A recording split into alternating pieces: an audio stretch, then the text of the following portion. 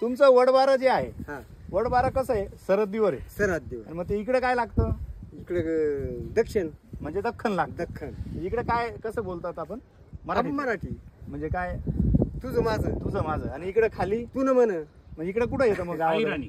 आयराणी. नाही, मग इकडे गावाकडे कोणतं येतं? इकडे कोणतं गाव? वखारी. म्हणजे वखारी बिखारी आलं का? वखारीपासून खानदेश. खानदेश. म्हणजे इकडे तू न म्हणा. तू न म्हण. आणि इकडे आलं का? वरबाड तालुका तुझं वडबार. माझं. आणि गाड उतरल्यावर चांदूर गेला तुझं माझंच. मग तुझं माझं. म्हणजे हा परिसर बदलून जातो. बदलून जात. तर वडबार तुम्ही म्हणजे आम्ही सर आधी वर्ष. सर आधी वर्ष. वा, वा. तुमचं काय नाव? विष्णू बदल. आणि इथंच आहेत आधीपासून.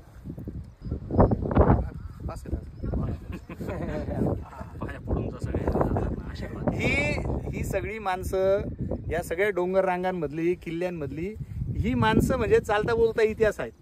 जर आपण आलो कधीतरी ट्रेकिंगला, तर इथल्या जुन्या जाणत्या लोकांशी आपण बोललं पाहिजे, त्यांच्याशी आपण गप्पा केल्या पाहिजे.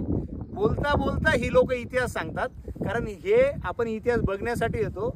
यांनी हा सगळा इतिहास जगलेली माणसं आहेत. म्हणून आपण फक्त सेल्फी किंवा निसर्ग म्हणून न येता हा जर लोकांना आपण भेटलो, बोललो, तर खऱ्या अर्थानं आपल्याला आपला इतिहास कळतो, आपली संस्कृती कळते. आणि ह्या सगळ्या डोंगर रांगांमधल्या गड किल्ल्यांचा त्या काळातला असलेला तानाबाना सुद्धा कळतो.